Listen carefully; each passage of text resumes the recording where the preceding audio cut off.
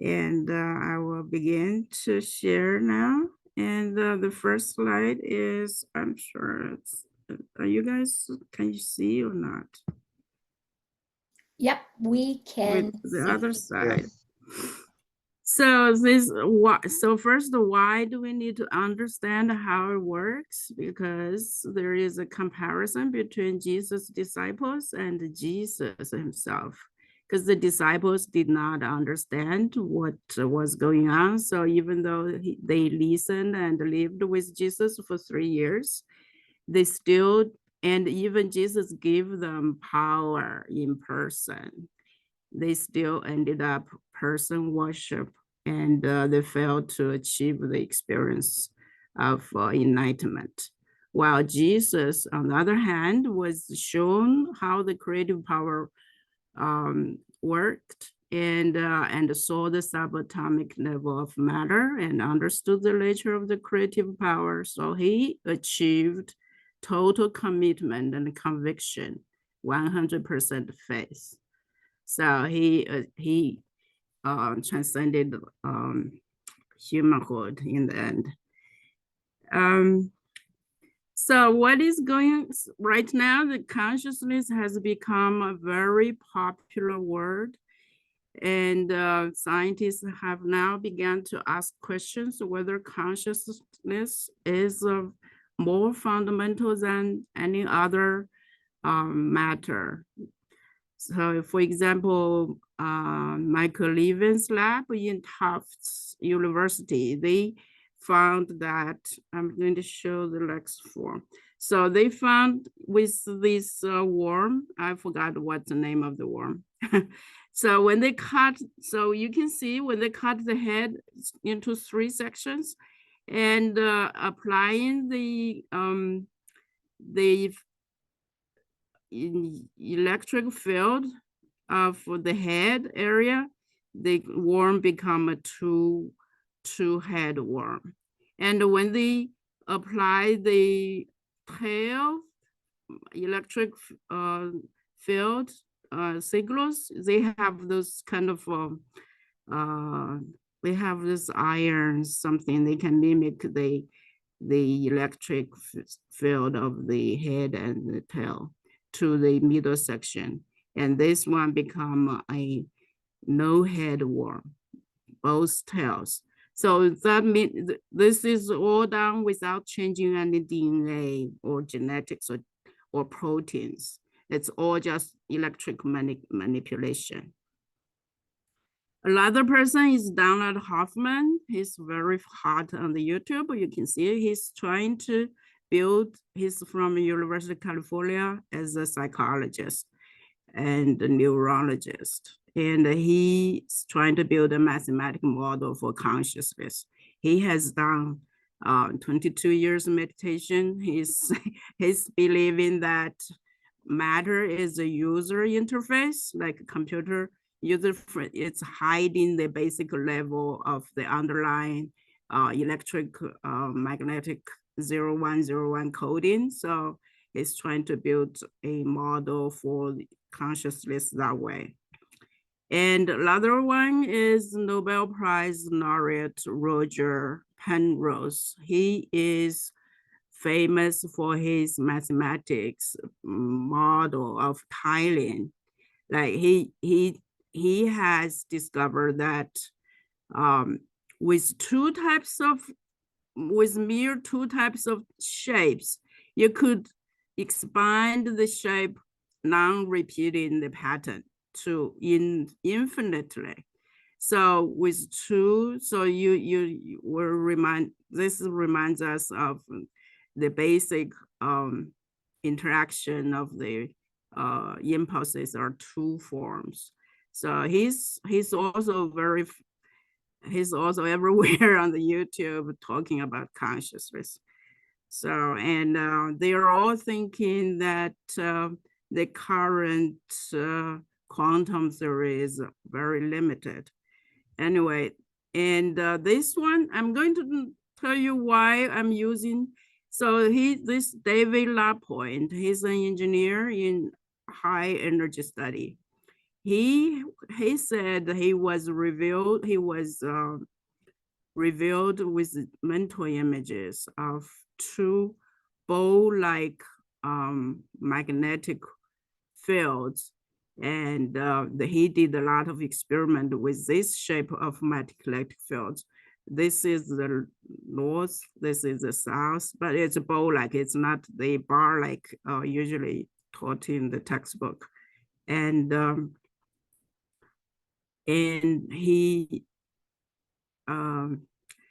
found that this bow-like magnetic field has a therapeutic power if you move it. So if you turning this thing, it can actually take away your pain. He was in pain before. That's how he was given this image, and then that's how he found his pain or gone while he was doing all the experiment. This shape is very similar to what the astronaut and found in the Milky Way. This is the Milky Way, our Milky Way, the entire universe, right? This is the, and there are two gigantic bubbles of lights emitted from this Milky Way. So this shape is very similar to this shape. So that's why I am going to use this symbol to represent the impulse of will with the electronic power as tool. This is like a spring, so it can vibrate. This is very similar to what the scientist, the physicist who has trying to teach people how the electrons and the magnetic works. They use a similar symbol, so I'm just use the same symbol. And this is so it has a direction. That's because this impulse wanted to explore. And I'm going to use this symbol as the impulse of purpose with magnetic power as tool. So it's very similar to what this our universe look like with this magnetic field, light emission, because of so I'm going to say at the beginning, so as Christ's letter taught us that at the beginning, there is an equilibrium of impulses of intentions, impulse of will and purpose. They are in equilibrium, connected with each other, restraining each other. So they're all connected. They're restrained with each other, so they cannot move around. That's what Christ's letter told us, that it's just like the hand, two palms holding with each other, hold tight with each other. So this impulse of will and this impulse of will is restrained by impulse of purpose. At some point, so this thing with this, the original intentions, at some point they had explosion, right? Because the impulse of will wanted to go out and explore, so they had explosion. Once they have explosion, it's broken. So the consciousness, the original consciousness had expansion. That's how the space is created. And this impulse of, some of the impulse of will and some of the impulse of purpose, they are released into the space.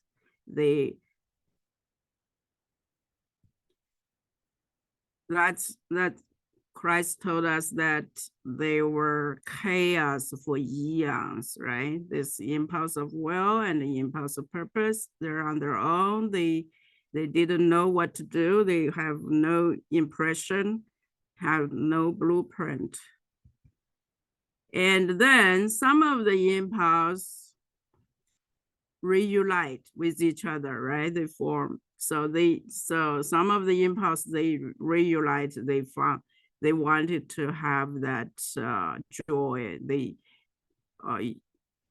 at the beginning of, I mean, when they were united, they had that joy for status. So they wanted to have that. They reunited and forming divine consciousness. Some of the other impulses form charged particles, right? That's when the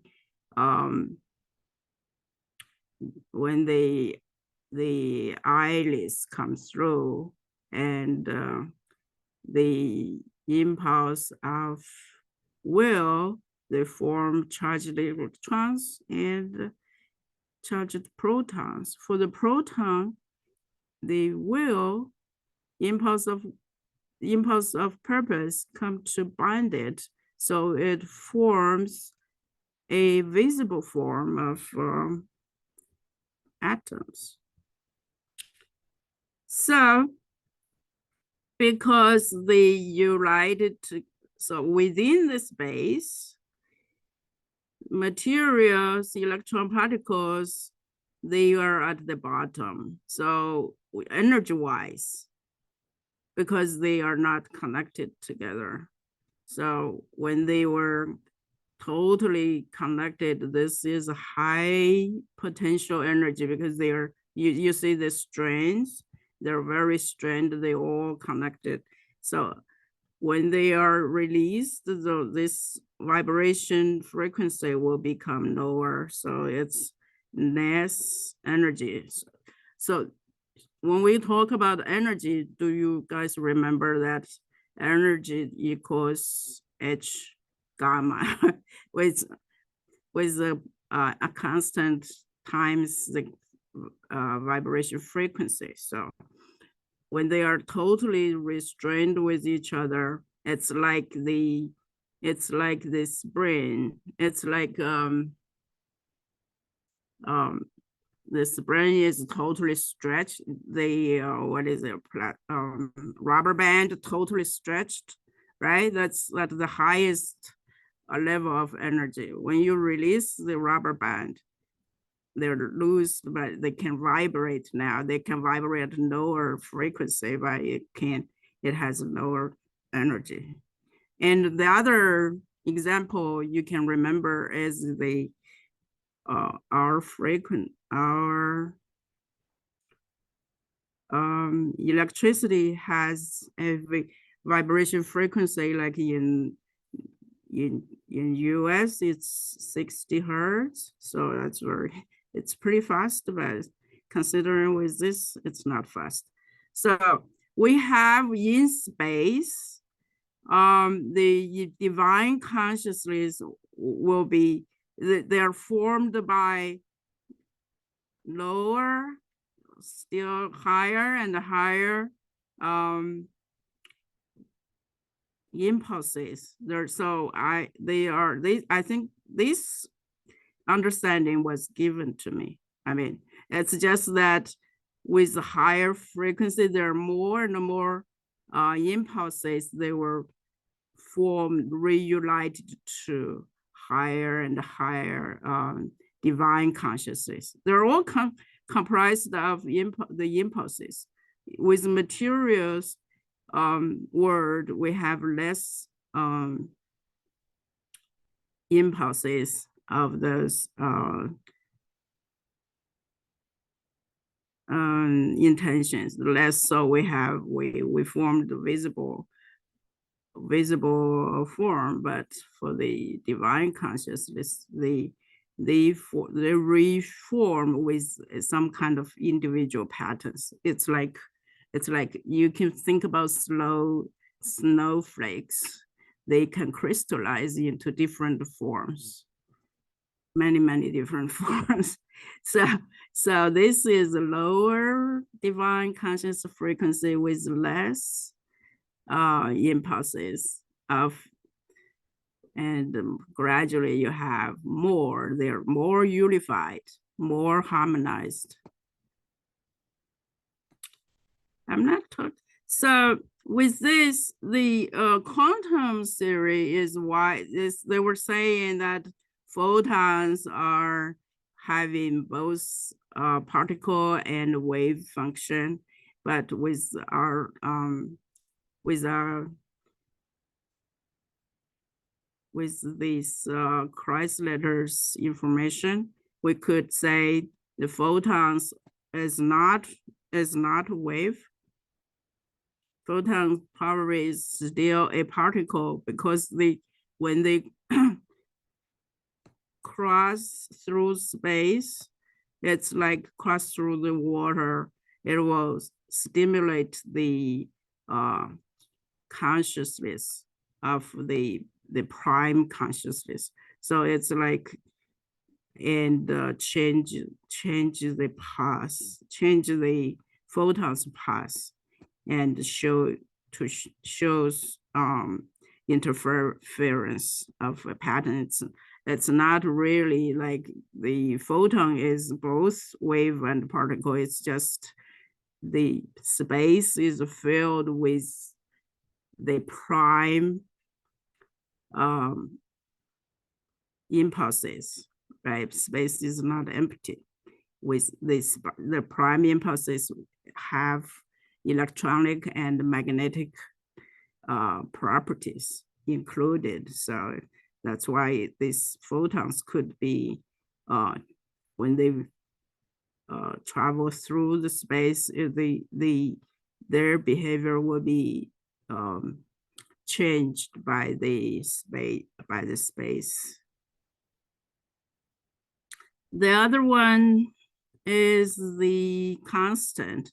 I don't know, I'm just saying the constant of electromagnetic field, they could, right now they measured is 1/137, but when they increase energy, this level could be 1. So that also proves that Christ letters is correct. There are two impulses interact with each other, and they don't have a unit. So it's just a number. So that because they're constantly, they just always interact with each other. And at the high space energy, it becomes 1/1. So in summarize, so the universal consciousness, its will and purpose, activity, and love, they are mutually restraining each other. And then they have explosion, and the consciousness expands. And one part of this impulses becomes divine consciousness. And the other part of this, the released impulses becomes matter. And the divine consciousness, they have that impulse. So the impulse of will and impulse of love, they're not mutually restrained anymore. They are having a direction. So the intelligent activity leads, the impulse love forms life force, right? The life force interact with matter, become biologic life. And biologic life, under the guise of life force, will go back to become experienced transcendent divine consciousness. So our biologic life gives this life force experience, go back to their divine consciousness again. At the same time, our biologic life draws the divine life force and to radiate love to the non-conscious matter. I mean, it should be not, it's just not initiated matter, and to radiate love to them so they could become more stable. That's our life purpose. This is quantum theory. I'm going to jump. People don't know what it means with those 1/37. So, because the physicists don't know what it means. Now we're from Christ letters, we know what it means. It means the father-mother interaction always. So divine consciousness, this is what it is. Divine intelligent activity, and which is followed by love with a direction. It's not mutually restraining anymore. It's with a life force direction, and it comes in and build individual cell electric magnetic fields, and which also gives emotion and magnetic impulses, and also interact with already the cellular plan and give individual mindset emotional patterns. So letter 7, page 254. So this Christ letter, Christ actually literally told us that these electric magnetic fields surrounding every living thing are the personal life force, radiations from the soul combined with personal consciousness, awareness, radiation of the entity, mental, electric, and the emotional magnetic bonding rejection impulses. So when the life force enters the individual, the sperm and ovum, and that is when that becomes the soul, right? So that's how it works. So this is a scientific result. People have measured that they are electricities around our body. This is how the electricity waves looks like. This is voltage. So this is all true. And also magnetic fields around our body.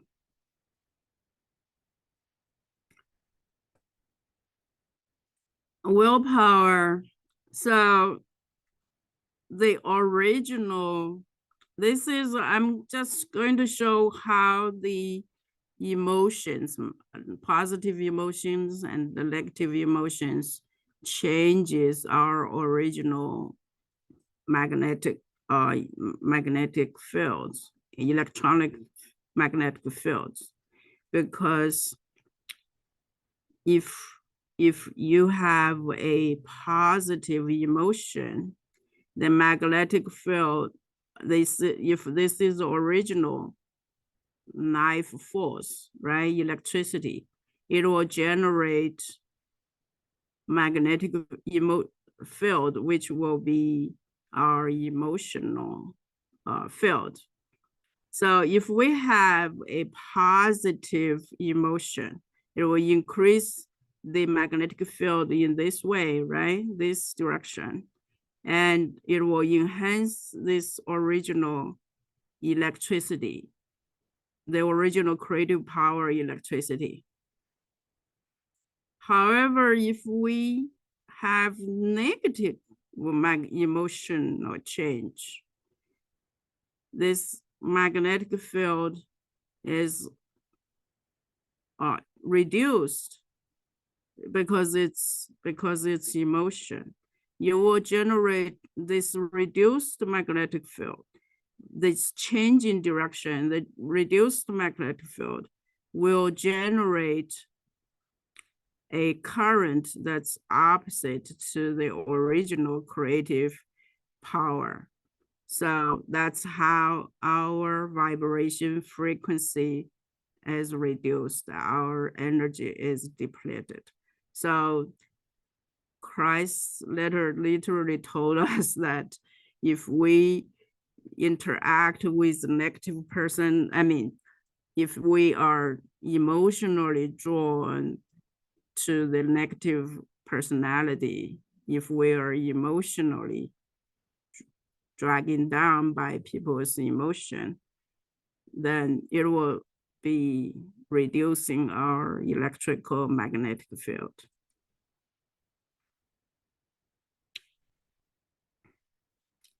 That's how our energy and the frequency will be reduced.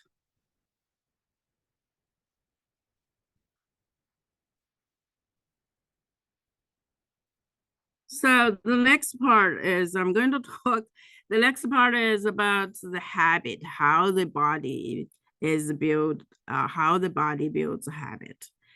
The first principle is least action law. So if a person see a drowning person in the water, he is not going to run a straight line to the person because this in the water now is a long distance, right? So it takes a longer time. So he's not going to run like just because he want to reduce the distance in the water, because he's not going to do a 90-degree just to have the minimum distance in the water. He's going to choose a line in the middle that this is actually the line that takes the least amount of time to reach the drowning person. This is how a light reaches a object in the water. So a light. So what do you think the light has? The light has consciousness. It knows before it goes out to the position B that the light chooses the route that has the minimum time. So Richard Feynman, he's a Nobel Prize winner in 1962. He discovered that all objects moving in the space takes a route that consumes minimum energy. So it's as if all objects has consciousness. They knows what to do, what at each point, which route to choose. So this is the only, this is the this is the only route that takes the minimum energy. So that's only one route. You can't choose any other one. I mean, that's only that one route would take the minimum energy. So that's our brain works the same thing. So in two patients helped scientists discover that, so this 1983, a patient is Eugene. He had a virus, encephalitis. It destroys this area of the brain, and he can remember past events, but he can't remember new things. He could learn things every day, but he will learn one new thing, but he will not remember it. So when he works, but one day, even though he don't remember the map, what his neighborhood was, he actually take a walk and get home correctly. So people were wondering, how did he remember this route? How did he get to go home without even knowing where he lives? And so scientists discovered that people have muscle membrane, have subconscious, you can learn subconsciously. Another person is let's call it HM. He was surgically removed. His hippocampus was surgically removed, and his past events, non-memory, were all gone. But he can learn new things. Every day he learns new things, but every day is a new day. He has to repeatedly remember everything. So he can't take care of himself. He forgot how to, wear clothes, how to eat certain food, how to open a door at the door. He has to stand there, think about use the right hand or left hand, to, he just, all the past memories are gone.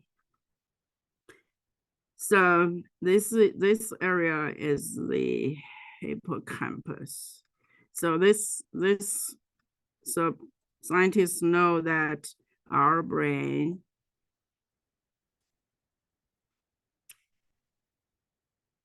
works similarly, like say it stores behaviors, the repetitive behaviors into certain areas, and you will become,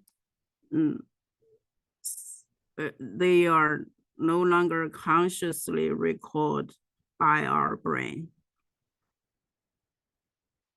So they found that this basal ganglia membrane is for storing all the past learnings, past behaviors.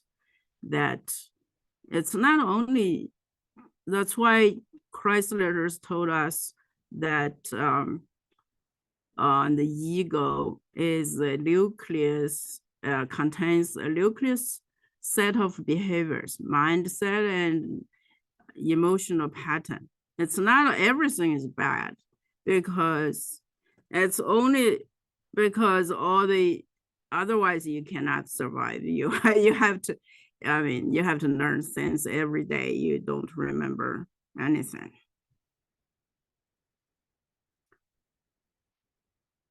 So this basal ganglia is the area that controls animals' basic automatic behaviors.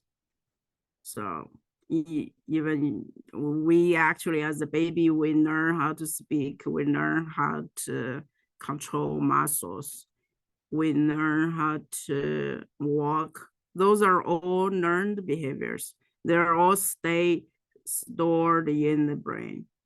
And when we talk about ego, this little ego contains all those set of behaviors. It's not, so when we say ego, we condescending, but really it's actually help us. But it's just some of the impulses. We also had learned a lot of selfish impulses, right? To satisfy our certain emotions, right? So that's why our consciousness is not perfect. But so here's another thing, how the scientists did experiment, how the brain learn new things. So they have the mouse, they give the chocolate at the corner of the wall, and when they click, the mouse begin to walk to find the chocolate. At the beginning, the first time, the mouse would have very excited brain waves all over the place. Then after several times repeatedly, the brain start the energy level become less and less. So the mouse is no longer excited. It just he just boom. Once you click, he just boom run directly to the chocolate. So he no longer wastes energy to try to look for which way. So this is how the brain saves energy. And when they found chocolate, he's excited again. So scientists says that's how we form habits.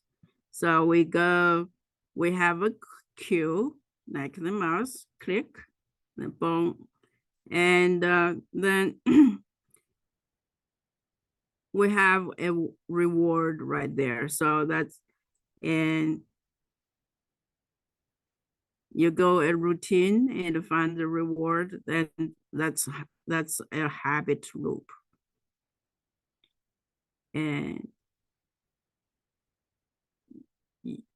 after a while, this habit loop will be saved into the uh,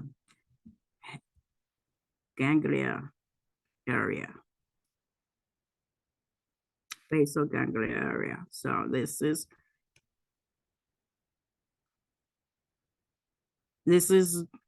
formed to save energy, of the brain.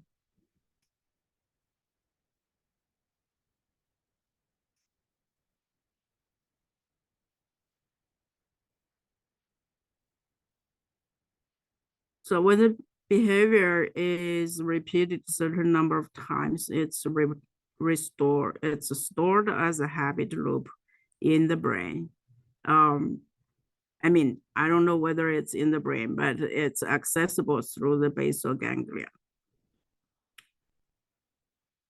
And with the trigger, the behavior is automatic.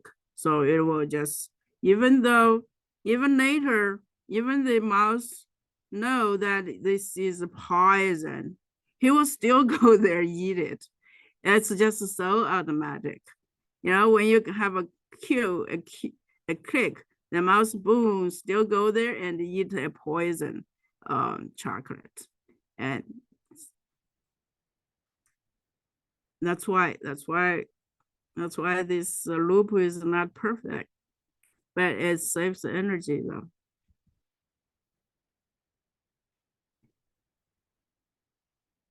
So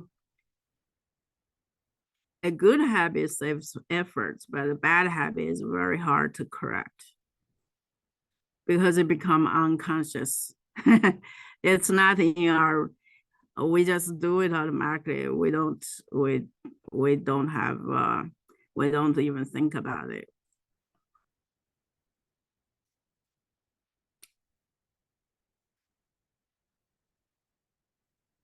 So after the loop is formed, the cerebral brain and other area, they no longer participate.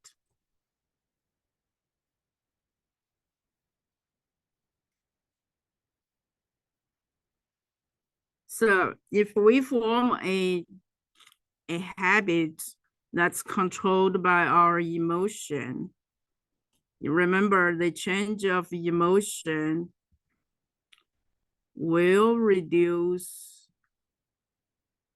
the original life force. The change of emotion, if you reduce it, if it's a happy emotion, then that's fine. That will enhance the life force.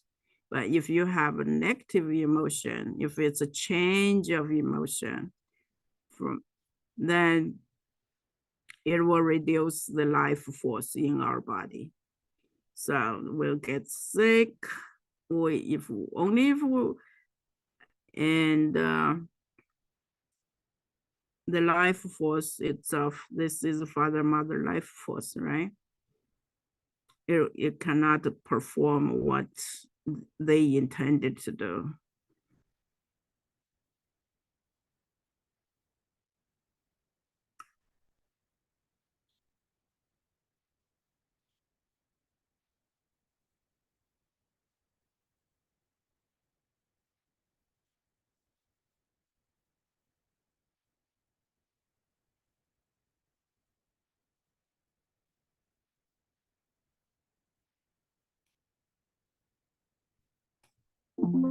I guess I finished in time.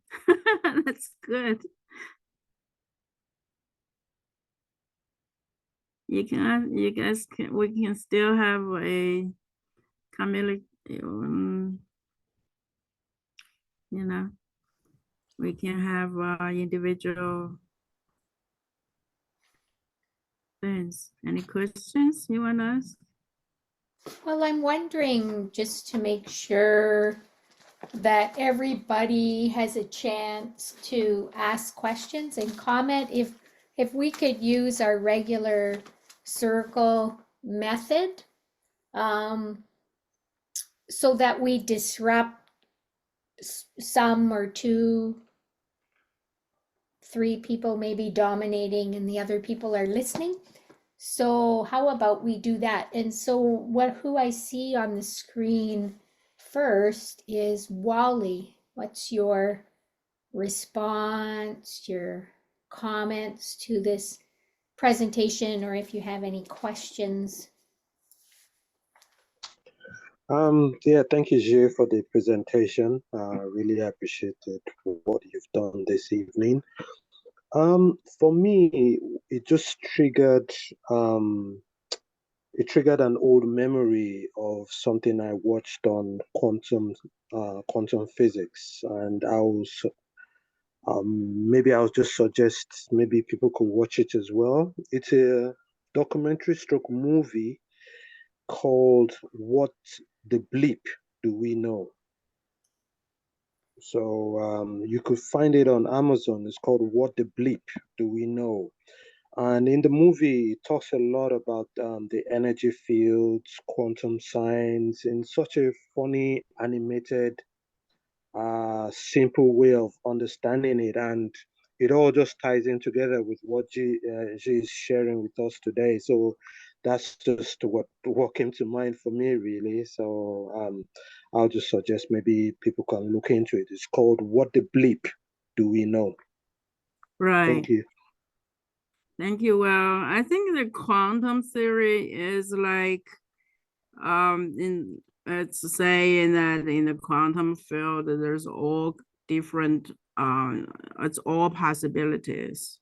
And so it has this, and if our consciousness looks at it, it will collapse the possibility into a particle. So it will realize into like a reality, into a matter or something. Yeah, yes. Yeah. Yeah, and then in the movie as well,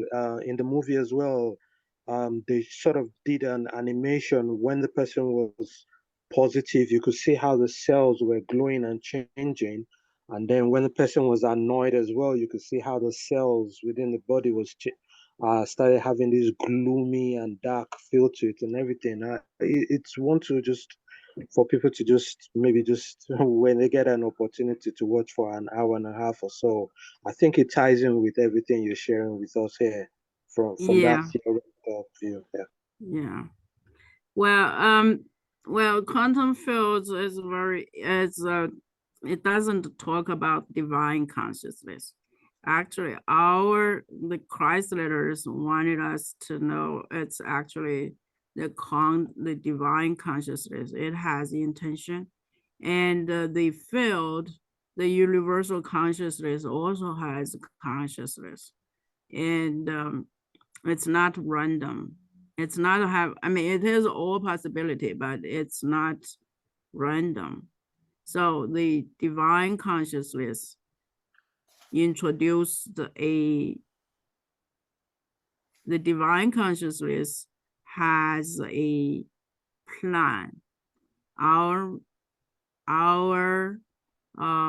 biologic form, the first, it's the cell. The cell is not as formed by the divine consciousness. It's not us. It's not a random thing. It's not our human consciousness. Look at the quantum field and materialize the thing. It's actually the divine consciousness, the life force.